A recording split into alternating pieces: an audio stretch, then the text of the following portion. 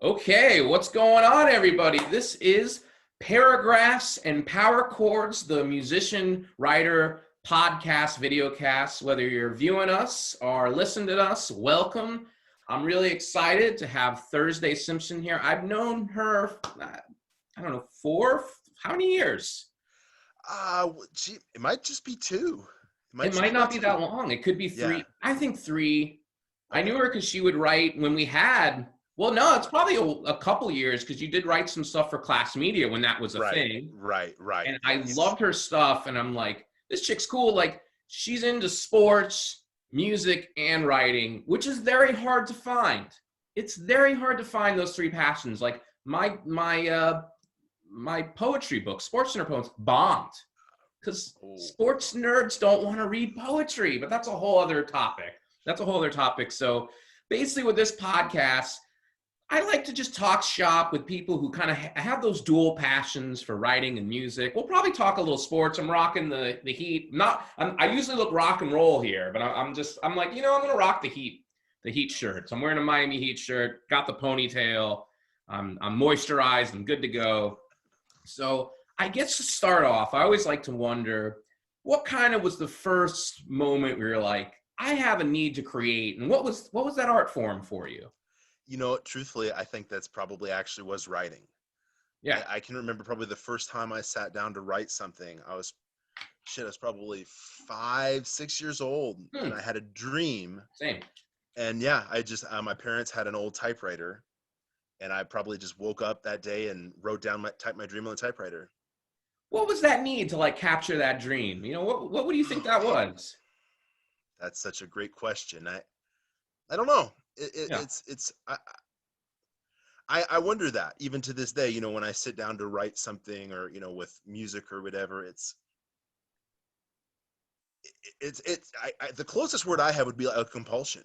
Yeah. You couldn't help but do It is it. the compulsion. And it's Yeah. like, I mean, I'll have other people on here. I would say, the compulsion, it brings you joy and it brings heartache too. And we'll get more into which one has caused you more. That's always a fun question. Yeah. I mean, because Yeah. it's just Alex.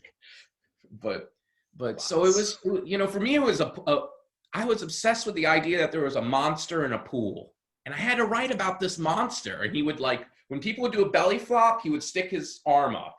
Oh, wow. And he would kill people that way. And I just thought it was the coolest thing ever. And I thought, I'm going to probably sell this to Tales from the Crypt. And I was like 5 or 6 years old. Did not happen. Yeah.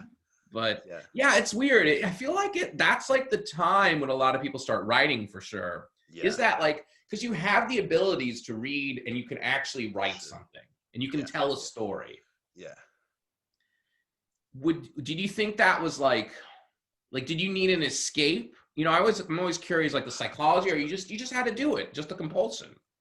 Looking back, I probably definitely needed an escape. Yeah. At the time, that wasn't a thought. But it definitely, as I grew older, and like, whether it is writing or music, I think I definitely needed something to focus on. Yeah. Even something to strive for. Just as almost a way to stay sane and healthy. I mean, I relate to that, the sane part. I mean, I'll be honest, like for me, like I'm at a point where I just want writing for me, and it's different things why we write. For me, I'm at a point where I'm like, I just want it to make me some money. And and I don't really care that much. Like if I'm like a cool writer, and I care more about music. Like I want to be loved as a musician. So writer, I'm like, I'm gonna do this for my mental health. This is my thing. It's nice. I mean, I had experience getting paid after Mandy, and in some ways that ruins it when you throw the money in. It's less pure. I will be the first to admit. And you start to almost. I know in the different, like when I got paid for Nasty Volume 2. Yeah, great anthology. Yeah, thank you. I love that. It's such a great. I love that anthology. What it almost creates a lust for like, oh my God, I got this check. What if I got another check? Yeah. And it's. I mean, and we've had different writer musicians in this. We had like our first guest was Andrew Schaefer, who he wrote the Obama Mysteries books. Okay, I've seen those. He's made a lot of money. I'm assuming.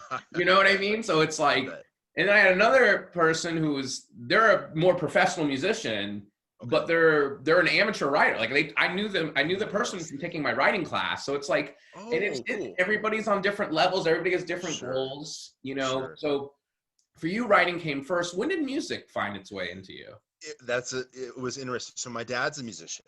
Okay. And so, from time immemorial, as far as I'm concerned, like when my mom was pregnant with me, he mostly played acoustic music and like bluegrass music and stuff. Yeah. And he would like take his mandolin and like hold it up to my mom's stomach and play. Wow. That's And pretty so, yeah, it's kind of just music was coming into me from the time I cool. was, growing.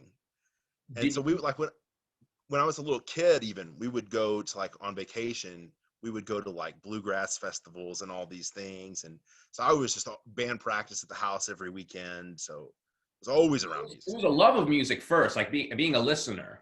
Yeah. I think when I fell in love with music myself was in probably 1998 or 1999. Okay. The PlayStation 1 game, Twisted Metal 3 was out. I don't know that one. It was a pretty cool game, and It's a cool it game. had Rob Zombie did the soundtrack. Oh, okay. I And do I like that. Yeah, and it was just the right after Hellbilly Deluxe came out, and I listened to that. I just thought, wow, this is the coolest shit I've ever heard. I just fell in love, Yeah. and that's when I got my first guitar shortly after that, and it was like I just kind of started it. Yeah, it's for me it was writing, and then the music came way later. And I wasn't even that serious about the music. I was just like, writing was always the thing. It was always the thing that was there. And when I went away from it, I did bad in life. like I Oh but wow, I was a jock too, and I was curious sure. about, I were you was a jock. sports as well? Yeah, were you a jock? I was so like in the sense that I played sports and like I didn't hang out with like in high school or whatever. When Yeah. we're in junior high school, I didn't, Yeah. I went to a Catholic school, so Okay. we didn't have a lot of options. But I played basketball and I boxed growing up. Okay, you're a boxer and basketball player. So Yeah, I yeah. was a basketball guy. Okay, cool. I love football. I was like Same. a good point guard. I was like a really good point. Interesting. And then I just gave up on it. When I saw like I was not going to be great at this because I'm going to be like average height and there were just people. Like I played in Boca Raton. So I'm playing like fellow Jewish kids. So I'm like the best white guy there. And I'm being like fellow Jew. I'm like, these guys are scrubs. Like I was at summer camp. Sure. And then like when I found players who could really play, I was like, I'm okay. I could be great if I kept trying. Sure, you play every day and passion for it. yeah, And it's hard. You're playing basketball, so I was just doing drugs as a teen. Right. And I was just lost. That happens. And then when I found writing, I kind of found myself back again when I was like 16, I think, or 15. Cool. And I found music. That's awesome. It was just like I liked writing poems. I'm like, let me try to sing this. And I'm embarrassed to admit that I wasn't a new metal fan. Hey. We all new metal was a thing. And it was fun. And it was. Everybody has their, to this day, every once in a while you hear like Limp Bizkit, and it's just sort of like you almost just have to almost like smile. Yeah, I mean, I'm not gonna lie. When I hear a Nookie, I'm like, man, this is garbage. But I dig it. I still kind of it is what it is. What it is, So for you, like, when did the band stuff start happening? When I was 15 years old, I'd been playing music for a few years, and I had a real bad, like when I say that I was sort of quasi jock, I had a real bad relationship with my teammates and such. Really? And yeah, it was real bad. And music for me was just kind of an alternative. Mm-hmm. Like at Catholic school, there's like 20 kids in your class or whatever, and so that was sort of a way to experience things outside of that. And so I first got a bass guitar. It was I think 2002, and I got a copy of the Black Sabbath Last Supper DVD. Nice. Yeah, and I didn't even know what a bass was, but I watched like Geezer Butler play it, and it was just like that. It was just like an intuitive, I can do that. Yeah.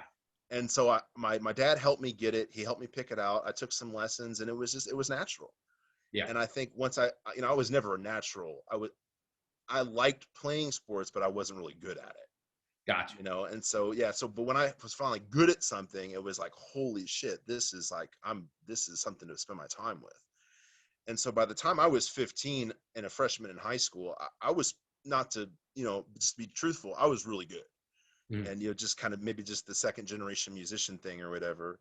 And so once I was in a public high school, I just met musicians pretty much like that. And I just started playing in any band I could get in. And that was, then we would get gigs and go. Bass, I assume, right? Yes, playing electric bass. Everybody needs a bass player. They do. It's one of those things where you find that out pretty quick. Everyone kind of thinks they can play the bass. And to a degree, that's sort of almost true, but to really, it's a hard instrument to play, even just physically. I'm a fellow bass player, and right. It took me time. I had to just, that was naturally what I did. I would actually learn bass lines first on the guitar, and I just like playing bass lines on the guitar, and I learned to songwrite that way. And I wanted to be a songwriter. I didn't really want to be a musician. I just wanted to play songs, and I just struggled with other guitar players. And I forced myself to learn guitar just to have that. And I was never a great guitar player. I was a good songwriter. And then we can get later into that. I had just heartbroken with bands. I would say music has caused me way more heartbreak than writing. I'm the same. I'm very much the same. And so I just I had this great guitar player who I'm in, and I showed you some of the songs, and I'm like, I got to switch over to bass. This is what needs to happen. I've done this long enough. I'm not a guitar player. I have the best guitar player. I need to just write my songs on bass. And I've been doing that. I'm just I write my songs on bass. I'm not saying I'm Paul McCartney, but that's kind of, hey. That's one of the things, with Iron Maiden, I've always liked. Steve Harris is the bass player for that, and he's one of the primary songwriters. Yeah, bass so that's right. If you're looking for that groove, if your vocals if it's about a groove and honestly, one of my biggest inspirations is Lemmy with Motorhead. Oh, sure, yeah.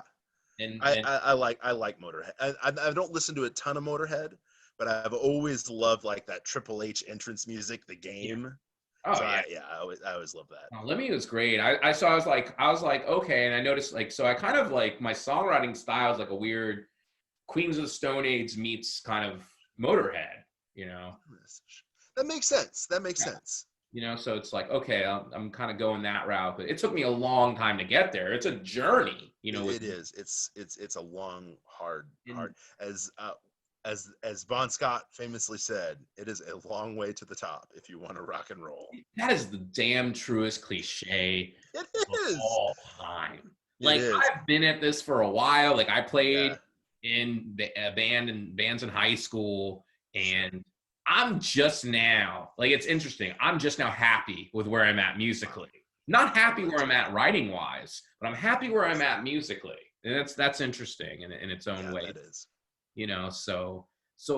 So were you writing still when you're playing in the bands, or were you just very, very casually, not any type of, disciplined regiment.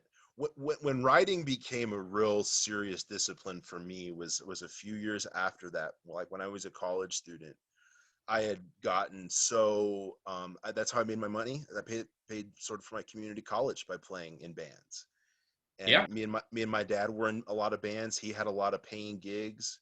I played a lot of fucking rodeos and all kinds of stuff. And you're a working musician. I was. That's exactly what we were. And I've been a working writer. I've not really been a working musician. I've been paid to play shows. Sure, that's interesting. It's rough. It's I was in college at the time, in community college, and I would have maybe 5 gigs a week. And then the nights I wasn't gigging, I would practice with my bands. And so it was a 7-day-a-week thing. It can get pretty brutal. And, it's another one of the cliches about music it's just true. There's a reason why musicians do drugs. Yes. It's a hard way to go. You have hard hours, physical pain, carrying speakers. It's rough. I have to be honest, and it's hard because I'm a publisher and I love writers, but sure. Writers complain too much because it is not as bad compared to the life of a musician. I don't care. Yeah, you can get acclaim and ego validation, groupies or whatever your free drugs. If you're into that whole thing, yes, that's there. But there's more to life than that. And there's also a lot of misery and loss of money. Loss of money is a big part of being a musician too. There's people who you try to, we're lucky now recording's a lot easier. It's so, yeah, it's so, in my opinion, I'm so thankful to be a musician in this day and age. Yeah. Because I mean, the cost investment. I mean, I've put a lot of money into my own recording setup since maybe 2007 is when I maybe started putting that together. And it's a huge investment, but at least for me, I own it and I can work with it. And as opposed to, you have to go out booking studios time where it's like 5 hours costs God knows how much.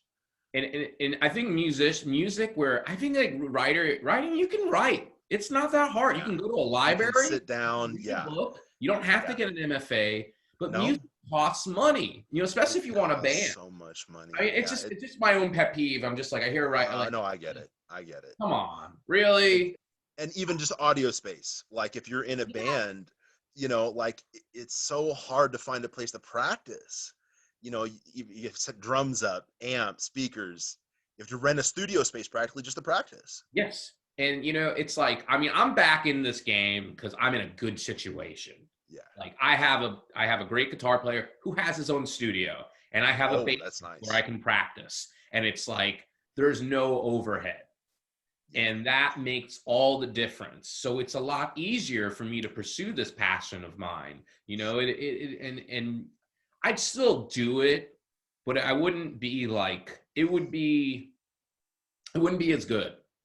It just would be a lot harder, and it's just like, sometimes it's just, as a sports person, it's like that saying, the other guy, or the other girl, like, oh, sure. You know what I mean? In basketball, you need that other person. Or you got to do it all yourself, and that's got to be more digital. I think that's the way. And the songs I heard of yours. Tell a little about your latest project. Yeah, so that's my sort of one woman band. Yeah. Is the Bluegrass Pornstars, and that's a thank you very much.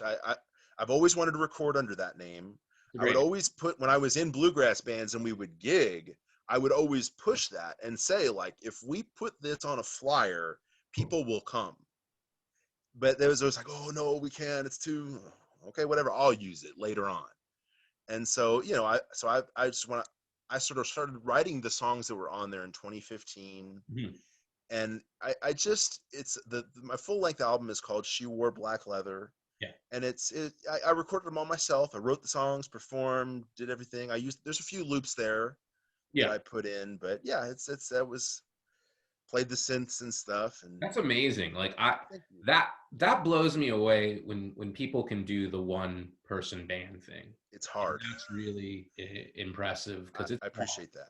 Thank you. It's hard. I call it, Trent Reznoring, basically. Yeah. Right. Even he has some help with. He does. Sure. Right now, Trent Reznor is one of my biggest influences. I love that, like, even just the archetype of the producer musician. Yeah. Whether that's like Dr. Dre or Trent Reznor. Yeah, they're just so those guys are or Poe is another.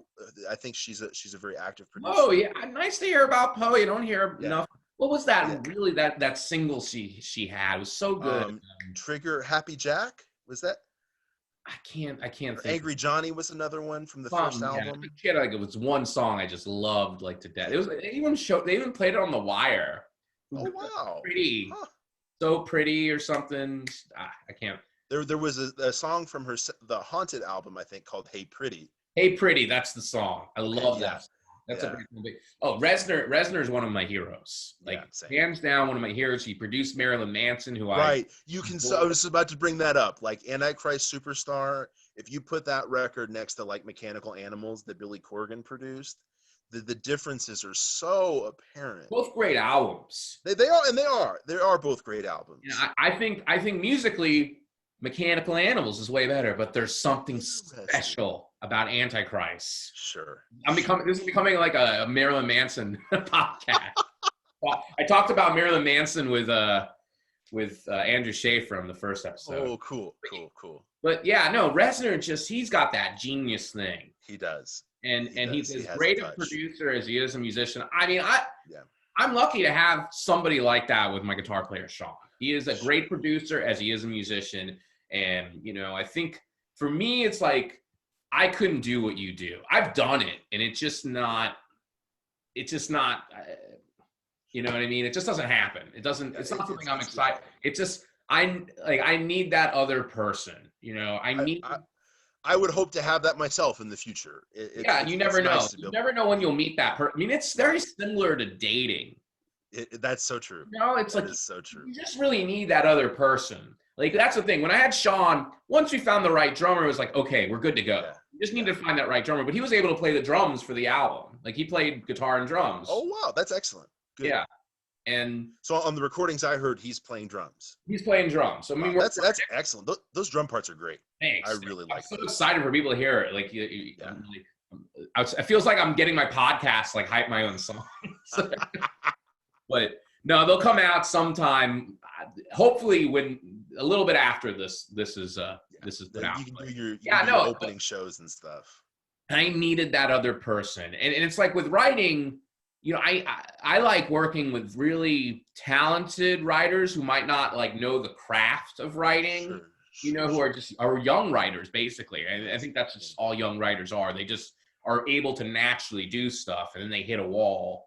And I like to help people get past that wall in their writing.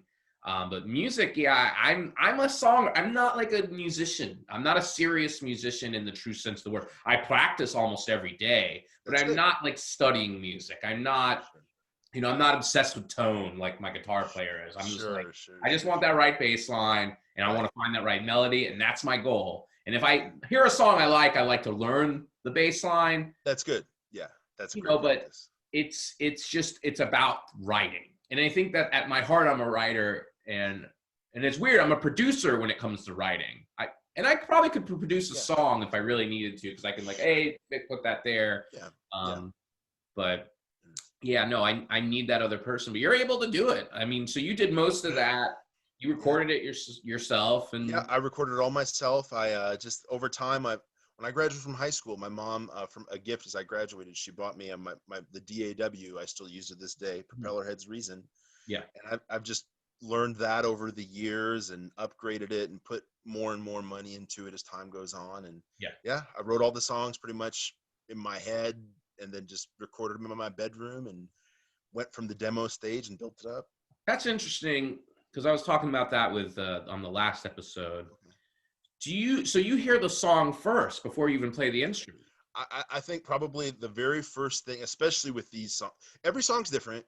Yeah. This album that I did, the She Wore Black Leather, I think the lyrics for the first two songs came first, like the choruses probably came first. You had a melody with those lyrics. I didn't have a melody. Just the lyrics. Yeah. So it's lyrics first. In some ways, sometimes. That with the song that you commented on, Bitchcraft, that was the exact opposite. Thank you. That came with just a bass line, and I just recorded something similar to that. I like writing that way. Yeah, it's fun.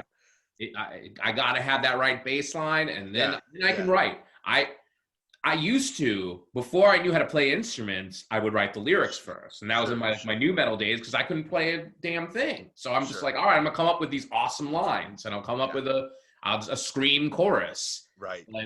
Once I learned how to do an instrument, I'm like, okay, I need to find the right music before I can even write one line. And usually, for me, I'll just say something, and it's the melody. And it could be total nonsense, but usually it's a line.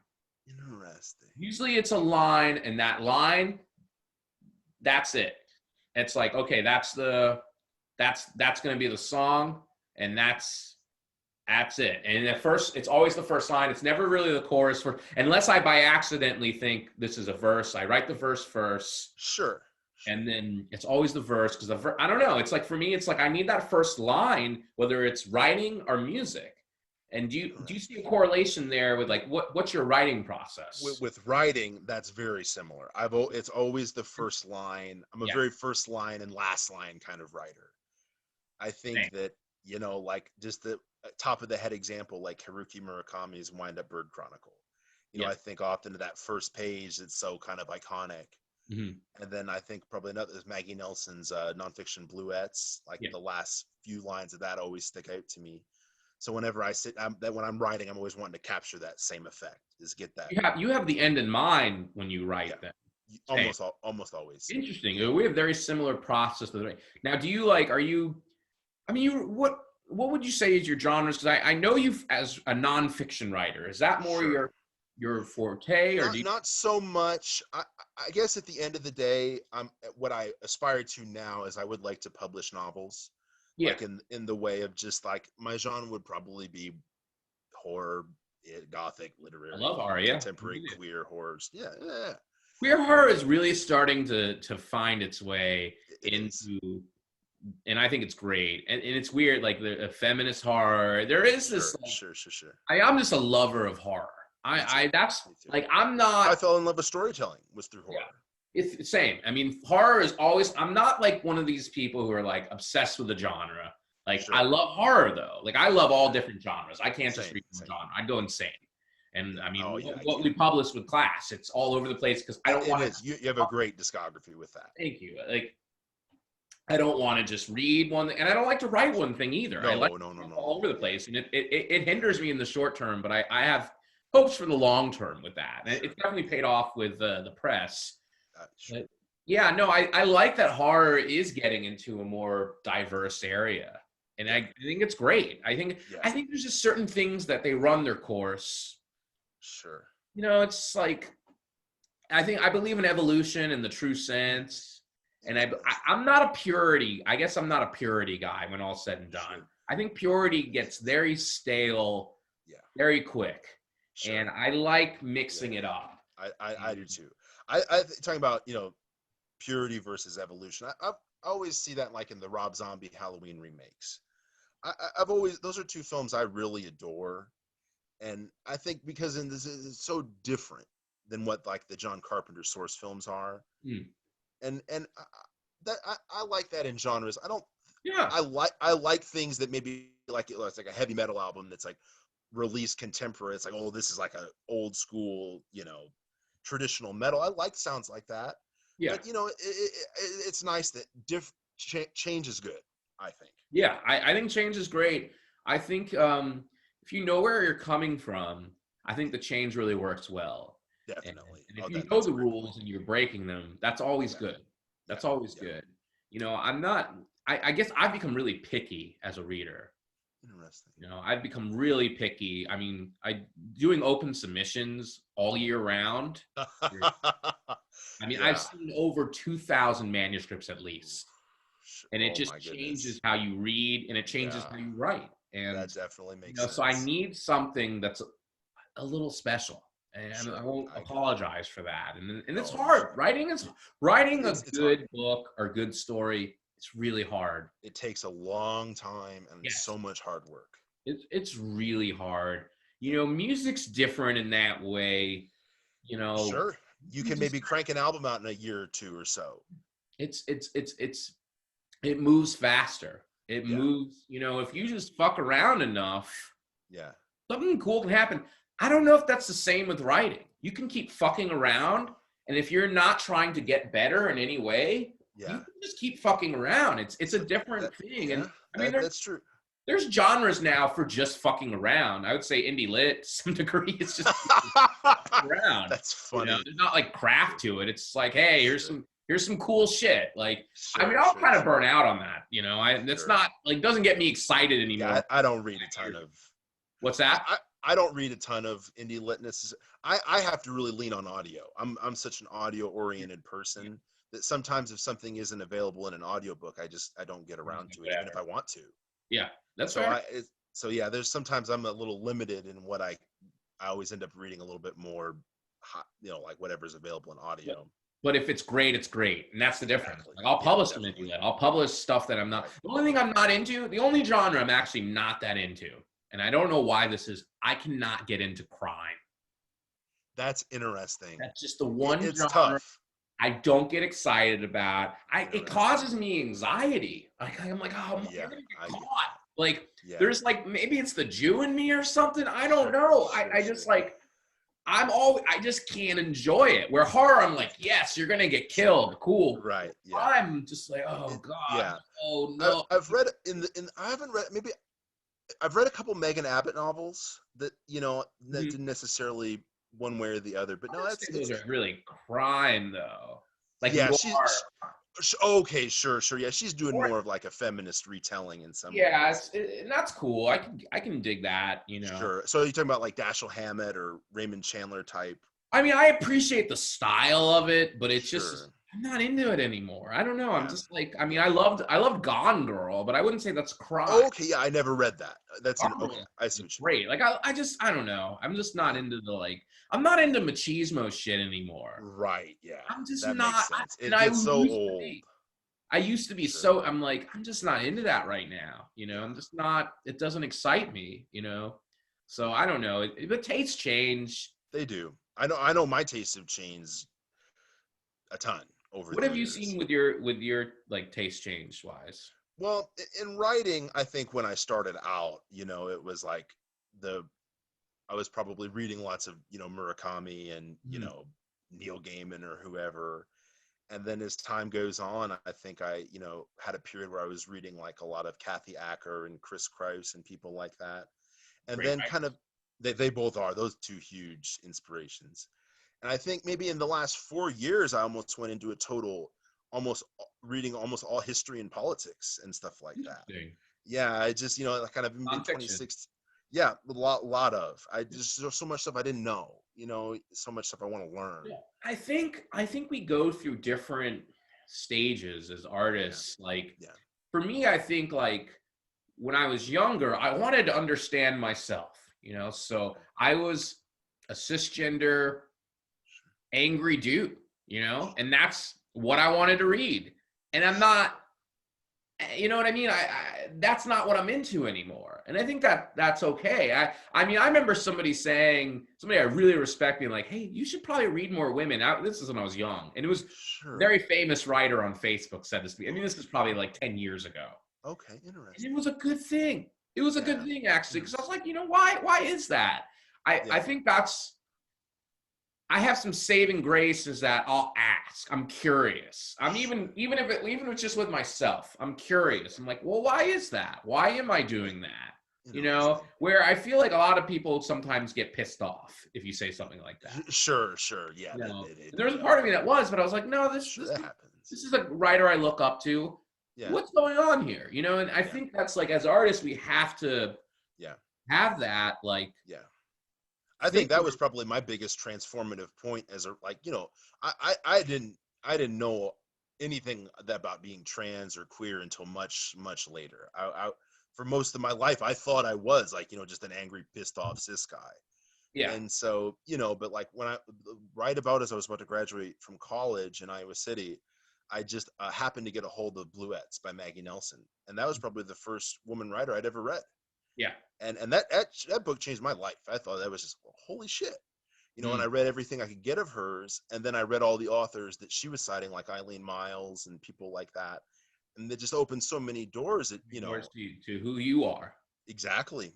I would have never even discovered I was trans had it not been for those writers. That's really interesting. I mean, I think that's the beautiful thing about art Yeah, is we're all looking for self-actualization. And I think that's what yeah. the goal of a lot of art is for the artist and to help the reader or the listener. Definitely. I know that's one of the reasons I both, especially now in music, but always with writing, is it's a way to give back in some ways, I think. You know, it's like albums that have really helped you through or storytellings that's helped you through, you know, you want to give that to other people. Yeah, that's true. It's true. You know, I noticed in the second album I'm working on, the books I've edited for a class have actually really influenced my music. And Interesting. I'm like, there's like two party songs, and you know, Tia, you know, the life of the party. Yeah, I feel that influence. Like I wrote a song about Ibiza, and I've never been to Ibiza. I don't nice. party, but Sure. it came to me, and I'm like, what Wow. is Wow. that? And I think like Oh, there is this like energy exchange in one form or another, like yeah. because I'm like really delving into somebody's art, and I'm trying to make it better, and I'm really trying to understand it. Yeah.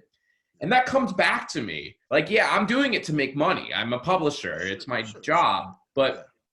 yet it comes back to me in a different artistic form. It doesn't come back to me in my own writing. That's what's the interesting thing. But it That comes is back interesting. to me in music. And I've just found that really interesting. That is. I wanted to say, like, with learning, your gender identity, did it affect your art? Absolutely. 100%. It was night I and mean, I day. felt like that's a kind of, obvious Yeah. question, but I guess Yeah. more, how did it affect your art? Sure. So, it for me, I think probably one of the most liberating things I ever experienced was when I realized that I didn't have to just be, this like pissed off guy sitting in the bar like, oh well, gee, Yeah. the bands these days, or whatever, synthesizers are bad, or if you're not Yeah. playing a Gibson guitar, Yeah. and, like listening to Regina Spektor, like her Live in London album, I would listen, just the way she would do like vocal effects on the mic, and it was like, I've never really heard musicians do that. Yeah. And then it like opens up your creative perspective. And so for me, just like coming, it sort of, and then you don't hear different even qualities of sound, and like maybe you call like this heteronormative world or whatever, like Mhm. a lot of like bands, like whether it's Iron Maiden or metal bands, they all sound, they're pristine studio recordings, Yeah. or like you listen to Bikini Kill or whatever, and it's like this is a lo-fi, Yeah. it doesn't has different standards of sound. The And different so aesthetic. it is, it's a Feminine definitely, artists really showed me a lot. yeah, And I'm grateful for them. yeah, It's a lot harder I've learned this about art, and this is just straight up business standpoint too. It's a lot harder to go anywhere when you don't have a female audience involved at all. yeah. No, that's true. And you Music, hear about that in pro lighting, wrestling a lot. You have what's to be that? able to, you hear like when you listen to in pro wrestling, that's a big thing, is you've got to get the female audience. Yes, it's just so hard. I learned that because that's kind of what I was interested in my early 20s, was connecting Sure, to other men, because I needed sure, that. sure. I've just been Yeah, missing out on that. yeah, And it just makes things a lot harder. And yeah. it can make your stuff stale a little bit, Sure. because you're not, Yeah, it's just something missing. yeah. And it It definitely, is. listening to more female vocalists helped me as a singer. Oh, same. The song Stars, I'm really proud of that song. And it was just this really Sure, vulnerable, and I'm singing, and I'm a bass baritone. It's very sure. scary for me to sing high, but I Interesting, needed to for interesting, that song.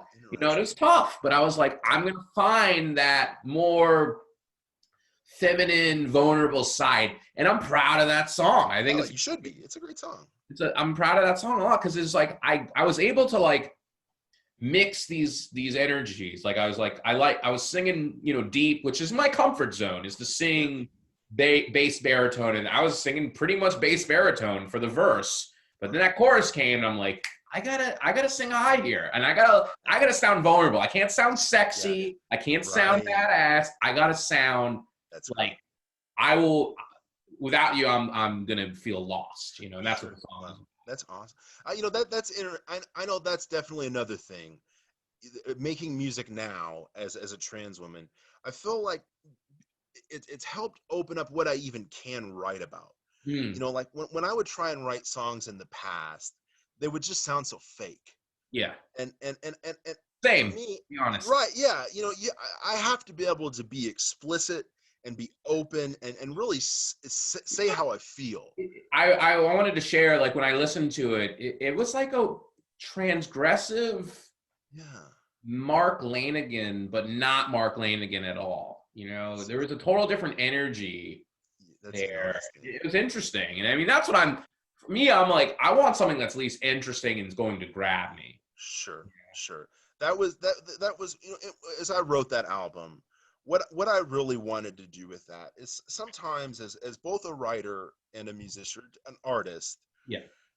I like pornographic aesthetics. I think that I like things that are explicit and raw, and not that there's anything wrong with anything else, but Yeah. sometimes, like, even different rejection letters I would get, they would say, editors might comment, well, this seems really shocky, because, and it's like, well, I don't know, if it's a bad poem, that's fine, like that's Yeah. fine, but I don't necessarily know that this kind of language is, it's not meant to be shocky.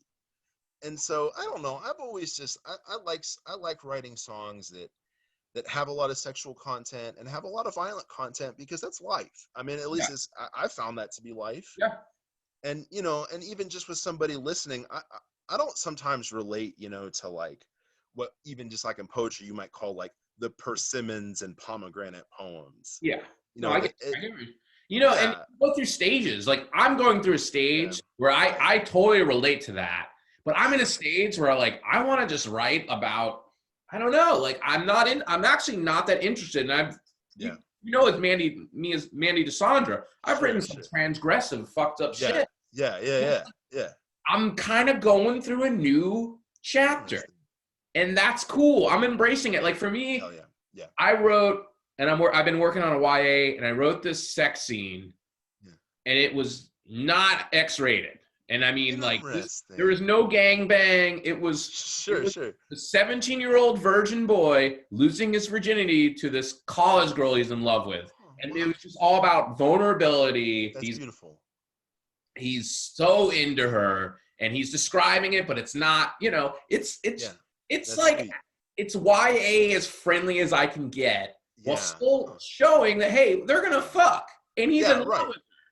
You Right. know, Wow. That's that was beautiful. so much more gratifying. I don't know what's gonna happen with this book. I'm gonna shoot for it, but we'll see. That's a whole other thing. Now, But is that the book that you've named after the Blink 182 song? yes, a bouquet of Yeah. clumsy I'm, words. yeah, I'm really excited. I've always loved that song, and yeah, I'm excited to read I that. might actually send that to you because I actually need I do want some trans readers to read it because there's a trans character in there. And there's a Sure. I would funny love to read that. yeah, there's a funny scene. I have like two scenes that I'm like, if agents actually pick this up, they're probably not gonna want it. One is him doing Kmart. He wanted him doing ecstasy at Kmart. Oh, Just wow, because it's more of nice. an artsy scene. He's like really high. And the Yeah. other is like he's friends with these trans women that, you know, they're women of the night, and they go to IHOP Okay. for, you know, working, and Yes. they helped him out with his homework Oh, about that Madame sounds great. Bovary. So he's That cool. sounds fun. These trans sex workers, but there's a scene where these like turf women are giving them dirty eyes, and they throw a pancake at this turf, and I just love that scene. I don't know if that's going to be able to stay in the book though. Sure. I look forward to reading that. Yeah. Oh, thanks. I'll send when it's done. I would actually love your feedback. So, but no, I'm proud of it. That's the thing. Like that's where I'm at. So I'm writing songs like Stars, which is about Lisa, and you know, I'm married, so it's like some of it is, you know, just where you're at in your life. I think. Oh, definitely. I know that's definitely. I think when I look forward to what music I might write in the future, I know I wouldn't want to write the same album that I just wrote. You know, in some ways, She Wore Black Leather was almost like an exorcism. You know, it's like you just I think it have to get it out. You got to get it out. I mean, I had some like I had this one song. It was like some song I won't even say. They were like one was just about doing bad things to angels, but I wrote that one absent. But yeah. Oh, cool. But no, I had like one where it's like it was the lyrics were like third trimester little babies. Oh, I can see they got the rabies. They bite, they bite your freedom away. And it was like, you know, I wrote shit like that. And it was badass metal song, you know. Like, sure. You know, and Devil's Lap, like your moisture, it conquers your cotton and your conscience. Like it's basically WAP, you know. I'm not really interested in writing but I'm interested in writing about partying. But I'm not interested in writing kind of like sexual deviant shit that I used to. And it's interesting. I think like but that was a good stage for me. I loved writing that stuff. Like I remember performing Devil's Lap and just singing Your Moisture like really loud. It felt good. It felt like it's freeing. Thinking about fucking and wet pussies. Like you know, it happens. Like and it felt good, but it's like I'm not much there. Though I have a cover of Get Low that it's like, oh wow, that's awesome. I don't think I'll ever get sick of singing it. You know, just it's just one of those songs. It's just so song. It's such a perfect fucking sleazy rap song. I love it. It just never gets old to me. You can put that on at a party, no matter where it is, and it just works. It works. I mean, you can put that at bar mitzvahs, weddings, love. Like everybody wants to dance to the skeet. You know. Right. So, yep.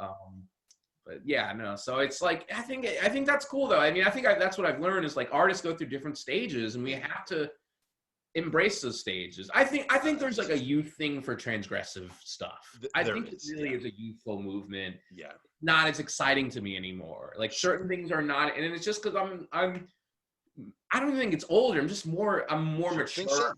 I hate saying that, but it's like that's where I'm at. Like, you know, you have a career, you know, in these things. You know, you're lots of commitments. Things change.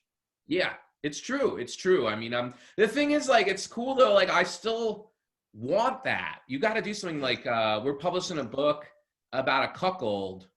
Oh, but that we got to actually, speaking of trans writers, we got a nice, she's a trans writer, and we got a blurb from Tori Peters, which is like huge. Wow. So it's like, but she wrote this book about a cisgender cuckold. You know, he might be bi, you know, but sure. But it's like, I look forward to reading that. You know what I mean? So it's like, I still want that edge. I don't think that ever goes away, but I want that edge to be done extremely. Definitely. I think that's one of the appeals I've always found with like Kathy Acker, for example.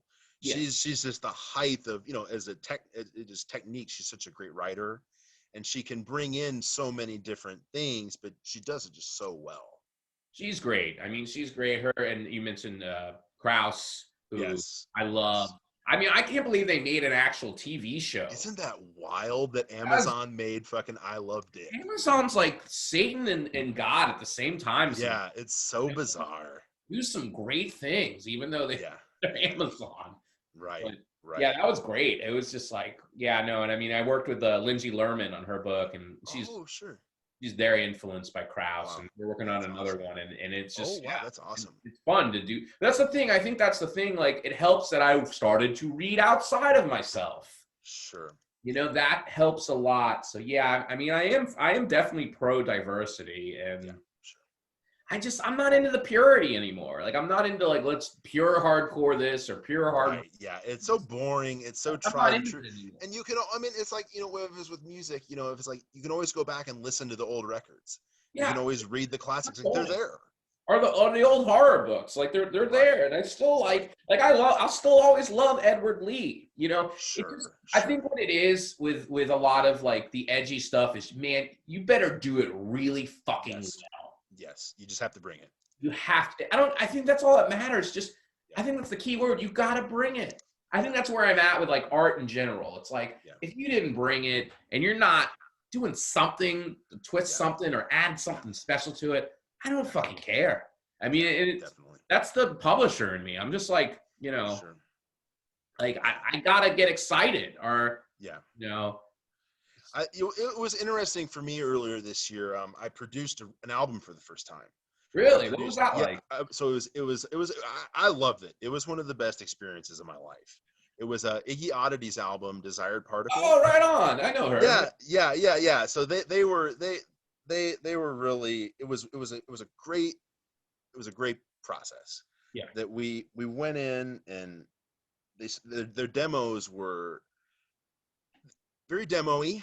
And we went in and we just kind of listened, and over maybe 6 months we went in and they recorded all this stuff themselves too. We just did it through Google Drive, and we uploaded everything, and I would take their files and put it into Reason. And it was just, it amazed me how different their process was than mine. So like they would have vocal parts that might have like 12 different harmonies interacting with each other. And it was interesting to hear that and figure out how to mix it, what to add to it, what to take out. I learned so much myself as a musician and a producer both. Yeah, I remember they did an album. I don't know if I listened to it. I don't think I have yet. It's on Spotify. It's on Bandcamp. And yeah, it sounds great. It was a challenge, because sometimes, you know, they didn't have a lot in terms of mic or anything. So a lot of my work was trying to figure out how to make this sound better, even just in terms of sound quality. Mixing.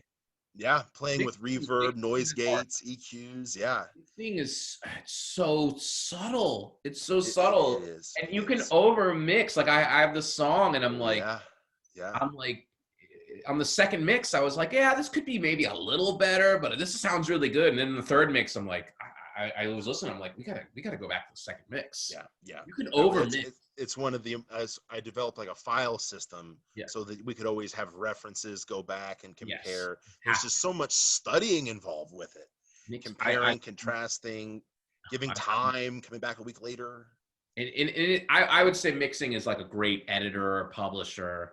It's very similar process. Yeah, it is really similar. It makes a difference. Like I think that's like the most disenchanting thing I've learned about recording is like, that I love a live show.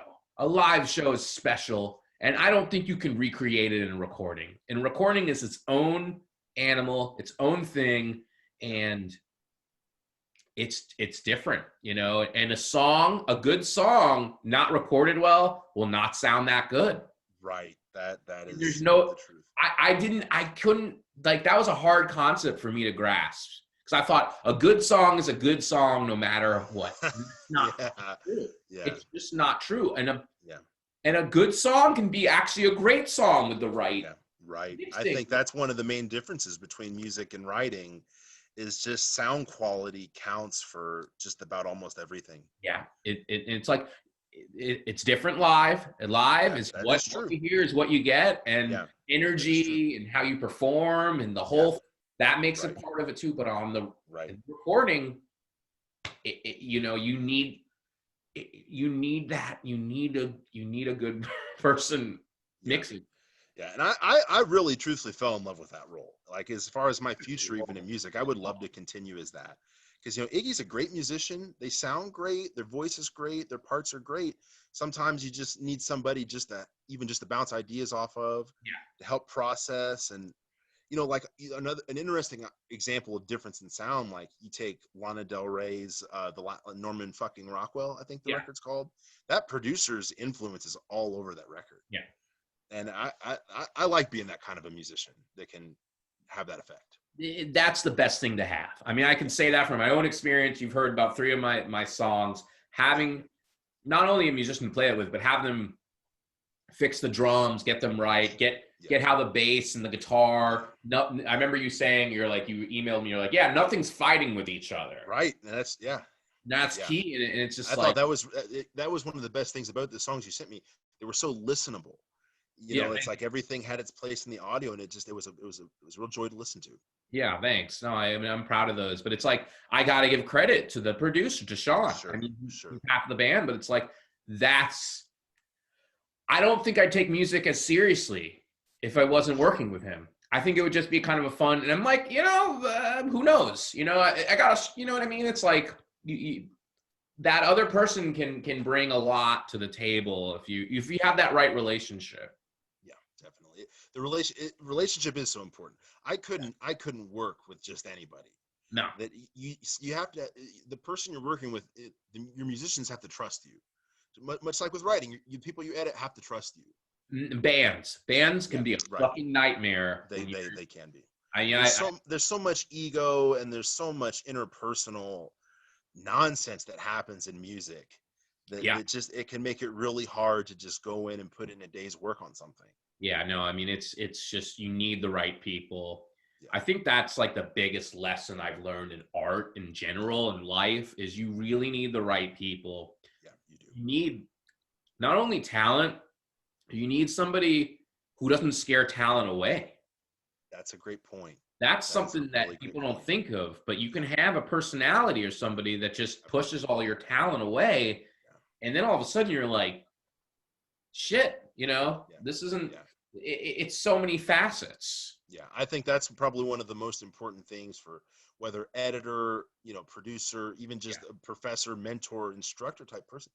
You have to be able to have the interpersonal skills to cultivate the people you work with, to build up their talent and to help them grow, and not just destroy them. Yeah. No. I mean, ego management's hard. No, I had that. I was destroyed. I had a band member just destroy all my confidence because they projected all their shit on me, and it sucked. It could have been a band, and it wasn't going to work. Like and that's the thing. You look back and I'm like, we didn't have the songs, we didn't have it, but it was like, it just made things harder. And you're never going to get there if you can't work together. No, no. So much of developing your sound is just growth and just Yeah. sticking with it and You not really need, giving like, up. I had a song and I'm really excited about it. Really, it's for the next album. And it was like, I wasn't sure what to do with it though. I'm like, this is catchy as fuck. This is a good, catchy indie pop song. Yeah. But I don't know really where to go with it. And my drummer put this just danceable beat. Wow. I was like, oh shit. And it all came through. It's like, wow. I needed those drums. I needed those drums because I was like, oh, maybe I'll go more alt rock. It would have been a disaster. Like, because I know this. It's very hard to come up with a catchy pop song, a pop friendly, like radio friendly song. Yeah, that's very true. hard. It's very hard. I think like Stars is probably like that and This Love. Like those are as close as I've gotten. So this other one, I could have forced this thing to be more alt rock, like I like. But then I heard the drums. I'm like, oh my god, we actually have a great pop song here. Wow. And it's that kind of, you need that other person sometimes. You know, you need that. It just helps a lot. But there's also like you lose stuff too. Like you lose stuff by collaborating. That's why I like to work alone with my music. Yes. Sometimes I just have a vision and I want to go for it. And you gotta go for it. Yeah. That's the trade-off. That is the trade-off. Like there's stuff. And sometimes you're luckily it works. Like and that's the thing. Like, but you do lose some of that sovereignty. You lose some of that purity. And it's just how much do you want to lose? Like for me, it was like, okay, I'm gonna have 50. I'll have my bass lines and my melodies. And the melody might even change, but like for me, that's enough. That's what I need. And I just don't want, I want the guitar to make those melodies even better and the drums not to hurt them and to make them better. And that was kind of our musical philosophy for the Dionysus Effect. I'm going to take a break here. I'll be right back and we'll count to 5 because I got to go pee. 5, 4, 3, 2, 1. Our bathroom break is done. Let's get back to what we were talking about. Help me. What were we saying? Oh, okay. We talked about the cultivating talent, as a producer and an editor and stuff like that.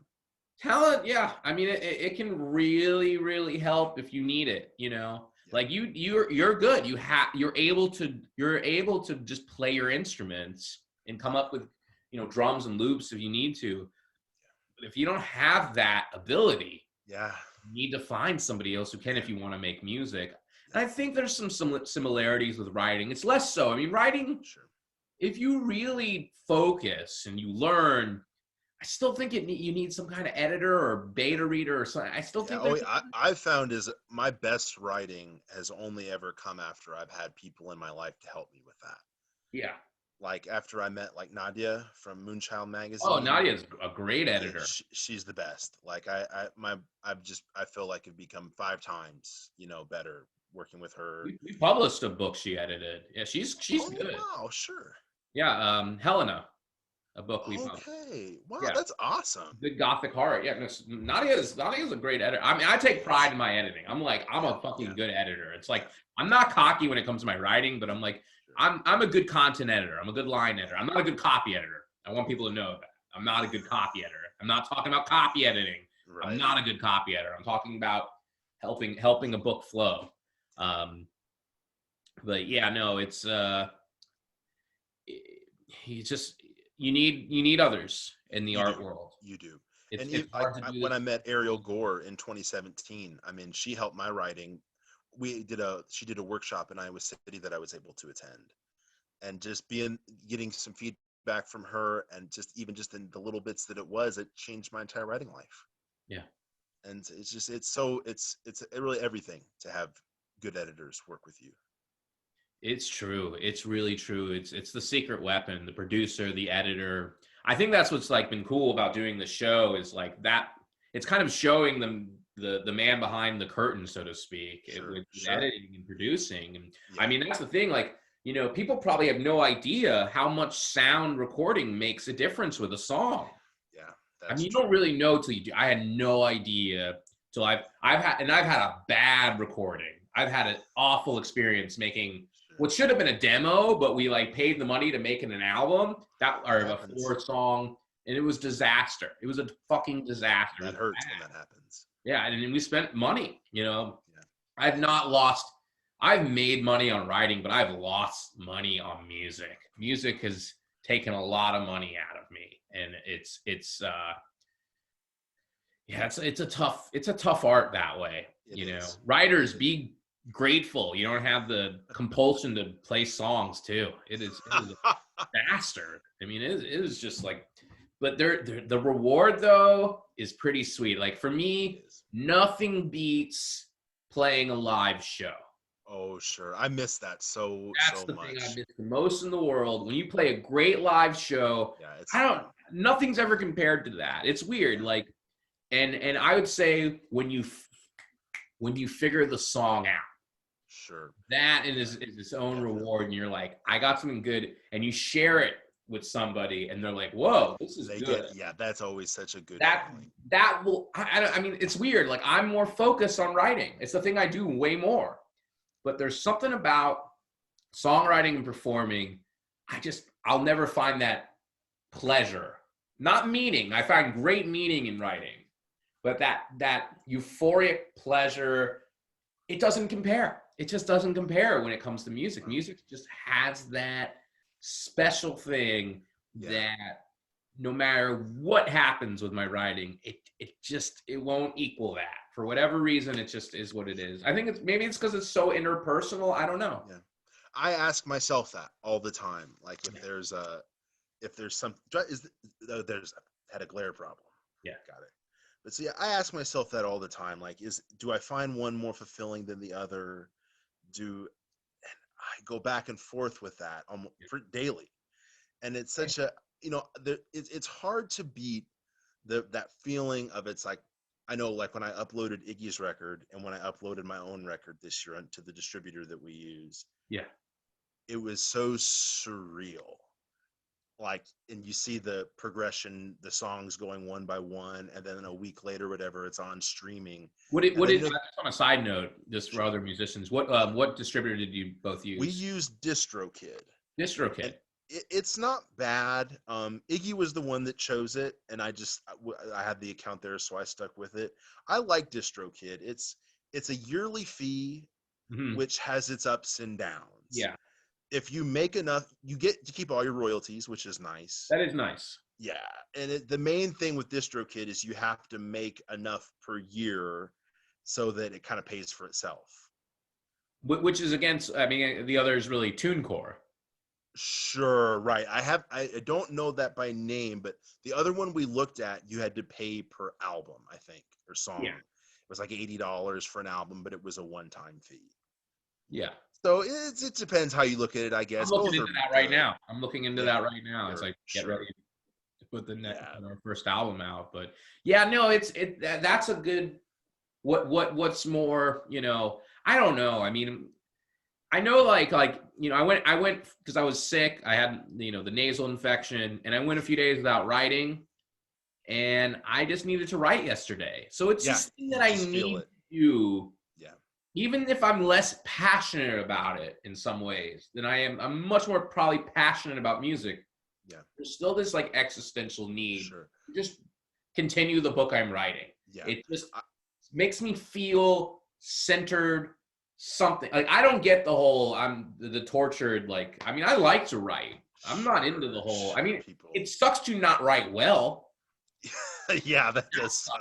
It sucks to like publishing. Now, I think publishing is a whole other world, and publishing can make you as miserable as music because publishing can be ridiculous sometimes. It's hard. Even just the small window. I worked for a friend of mine I met in college. We ran Outcast magazine together. Yeah. And for just the year we did that, it's brutal. Even in that small way with the workload. So I mean, I can't imagine what it would be like with Clash. It would be an intense workload. It's an intense workload as long as, I mean, my thing is like, just get ahead of things. Oh, yeah, absolutely. That's always helped me. So like, even if I don't have to work, I'm like, I'll put in a little time to edit this or do that. And that helps. And it helps to have a partner. And I keep getting back to that.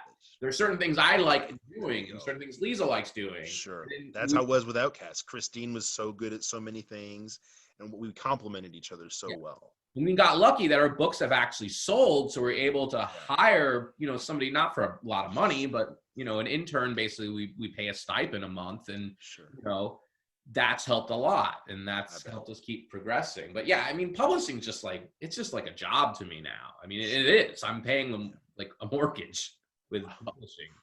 But you guys are doing really well. I'm constantly so impressed with Clash. Oh, thank you. So it's like, it's just weird, it's like it's there's no glamour to it anymore, Right. It's a job very much. It'd be nice if it paid better, but it actually pays okay, so I can't complain. It's nice that healthcare is not that much money moving to New York. It's actually pretty cheap with a couple. So I mean, things are we're lucky, and but yeah, no, for me, it's just like, okay, that's my job now, and writing is like the thing I need to do, and music's my passion, and that's kind of my life right now. That's interesting. I feel like for me moving forward, I would probably almost rather just turn music into a job, like especially next year in 2021 with kind of the return of the concert, so to speak. Yeah. There's going to be a lot of opportunity for, gigging musicians to go out there and just make some money. And so, that's one of the, like, for me, I feel like I'm a lot more of a natural musician than I am a writer. Just, growing up around it. Yeah. And so it's easier for me to just do that. And so it's like, it's what I'm best at, I think, in probably a lot of ways. So, it's one of those things. The chance to make money, it's tempting with music all the time. Yeah, I say go for it. I'd say if you can make money with music, go for it. Yeah, definitely. And one of the other things I've really fallen in love with is like doing like people who do content, whether video, various, is just making background music and stuff. Yeah, no, I love doing that. Yeah, no, I mean, I definitely, like, one of my goals is I want to license these songs for commercial. Oh, hell yeah. I think they're pretty friendly for that shit. Yeah, so definitely. It's like, it's a different world now too. I mean, that's like, I know that's where the money is licensing. And but I mean, I think for me, it's like different, where I would do music whether I'm not getting paid or not. Where writing, like we talked about, I've tasted the money, and it's like, unless I'm doing it for a friend. I think I wrote for this anthology because it was just so ridiculous. It was like a Steven Seagal anthology. Oh, that's awesome. I'm gonna write for this because why not? But I'm like, I did not like that I'm not getting even paid, and my passion overtook me. But I don't like writing for free. Like, that's the thing. Like, I want to be compensated. If I'm doing something, I don't mind gambling. Like my latest book didn't do that well, but it made a profit, it made money, where, I just, it gets harder for me to not put money into the equation with writing, where music, it's like, I'm definitely hoping for the best, but that's not really the big goal for me. We're writing, I'm like, yeah, I want to get paid at least some for my time, It's just, money is definitely in that. I wonder if I actually make some money with music, would that affect it? I don't know. And that's the thing. It's like, everyone, hard to say. You don't know. I mean, it's just, it changed. It's different now too. Like, do you think because like you have like a steady income with writing, that might change the way getting money from music might feel? Well, I don't really get steady income from writing. I get it. Publishing is what I mean. Yeah, publishing. What do you mean? I'm just so like, because now at this point you make your income from publishing. Yeah, and freelance. Do you think if you like started selling records or whatever, that might, because you already have money coming in, that it would sort of change the way you might feel about making money through music? I mean, I think for me, the biggest thing I want is to be listened to. Sure. And if that means more money comes, great. I mean, I think I'm in a place where I'm like, I want to be listened to. I want to play for my big goal. I would actually just be happy and very content if we could just tour and play good shows. I'm content with that. Like, I don't need to be a famous rock star. If that happens, great. Sure. Not going to be like, oh shit, this sucks. I'll be totally fine with it. I don't have any problem with it. I'll hit the gym more. That's about it. Right. Yeah. Like that's the other thing. Like I actually have to care about my appearance Right. now. Like I've been starting to work out again. I Yeah. grew And my hair even just to be on stage is such a physical experience. physical You have experience. to have your cardio in place. Oh yeah, no, I'm hitting the brutal. gym now all the time. That's And it's awesome. paying off. I've lost some weight, so Cool. I know I have to even be in way better shape. I know we got to do the photos and shit. Where public like writers, you don't have. It helps. It doesn't hurt to like look cool or hot or whatever you want to call it. It doesn't hurt, but music's like it is. It is much more about image. It is. It's a lot. You're selling a fantasy But I think in it's some changed ways. in a good way where it's not this like you have to just look this one certain way. I think you just have to look interesting. I think like Definitely. even the pop artists like Lady Gaga, like she made it. It didn't have to be about her beauty. It was about wow, she's fucking weird, and that worked. Sure. That was more than oh, is she hot or not? And I think that's a good thing. I mean, I think that's a good thing where. And I think rock music is a little more about the music, Sure. It's less about that. Where pop, it's unfair. It's definitely more sexist and more, Sure. you need to look a certain way. Where I feel like rock and alternative, it's like you need to look interesting. Sure. You don't have to like be a model or some other shit or have some Sure. normative, look. Sure. That's interesting. But yeah, no, I mean, I'm excited for, when this episode will probably be January when this comes out. Cool. So I am excited for mid 2021. Right, like June-ish. Yeah, I'm just hoping that we're gonna play a show around that time. I bet you'll get it. Venues are gonna be booking. There's gonna be so many opportunities out there. We're still figuring out our actual like date to put the album out. Sure. Because COVID. That works to your advantage with that. Yeah, no, I mean, there's opening no show. But and yeah, I'm just books have been great. Like it's a weird year because like publishing wise, like it's been a good year. I won't bullshit. Like we've sold books from our own website, so it's like that's been great. But it's also been a miserable, hard year. Yeah, it's been brutal. And we're just lucky. We're really just lucky and privileged to be in an industry where that didn't die. People actually had more time and wanted to read books and go to a bookstore, so they order it from a website. Good. So, what are your kind of wrap things up? Like, where are you headed now in your kind of? Well, with music, I've been just kind of experimenting with different. I'm playing the guitar more. Cool. And just kind of work. I have an instrumental EP that's kind of sort of almost done that I've been playing around with. And then with, also with just trying to get in shape, trying to get some gigs, hopefully next year. And with writing, I'm just about at the end of finishing my first novel that I'd like to publish. Nice. And yeah, so that's about 5 drafts deep. And so that's what I like to hear. The editor was like, ooh, that's nice to hear. Ooh, 5 you can't write one draft, everybody. No. Not gonna work unless you are fucking lucky as hell. Yeah. You're gonna make your editor do a lot of work if you only do one draft. That is true. For new writers, young writers, I consider you a young writer. Sure, You're definitely a young writer. Like 5 drafts is a good way to go. Yeah, you're definitely. Crossing all, 5 drafts. Music's my ears. So congrats. That's awesome. Thank you very much, Christoph. I appreciate that. So I've been working on that, I think, since like 2015, 16. Oh wow! So this is it's been long term. Looking forward to whatever happens with it, you got it done. Yeah, exactly. That's the way I look at it. It's just it's done. At least I did it. Whatever happens, hey, that's life. Exactly. So well, that's exciting. Where can people find your stuff?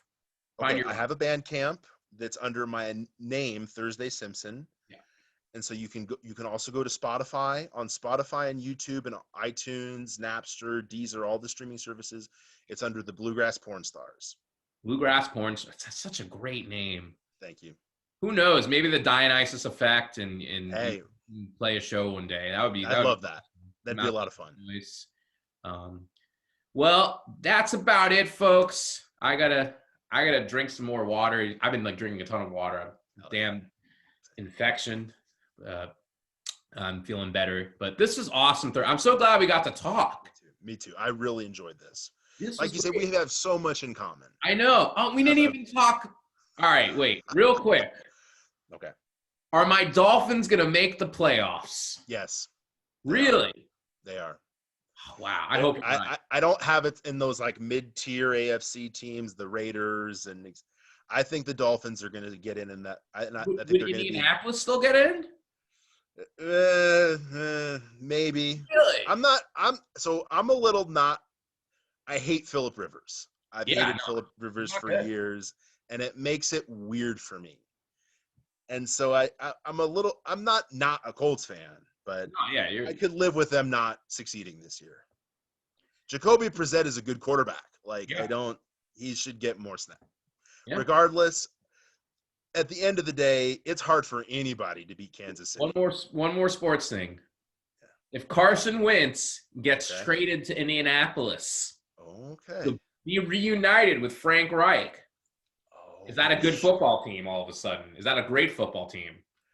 I don't know if it's a great football team, but it would be a football team I would love to watch a lot more than this incarnation. I think that's the only way it's going to work for Carson. All right. Yeah. No, I've learned people that are into writing and music, they don't want to hear this shit. Yeah. We'll keep it. We got a bond. We're right. Musician, writer, jocks. So hell yeah. Sports nerds. So. Sports goths and such. Sports goths, yeah. Sports goths. Hell yeah. We got to start like a Facebook group. Absolutely. Yeah. All my dating profiles always say sports goth. That's a good one. That's a good one. Yeah. Yep. Well, this has been awesome. Thank you so much for taking time to do this. Thanks for having me. And this was great. This is why I'm doing this podcast, to talk to people I find interesting and talk shop about writing and music and connect about it, especially with COVID. This has been an isolating, hard time. So this was awesome, Thursday. Thank you. Thank you. I appreciate it, Chris. Thank you very much. I enjoyed it. All right. Make sure to check out Thursday's work. I don't know if my band will have an album out yet, but if you do, check out The Dionysus Effect. And you can also check out my latest album, The Haunting of the Paranormal Romance Awards. Thank you so much, everybody. And tune in next time. Peace.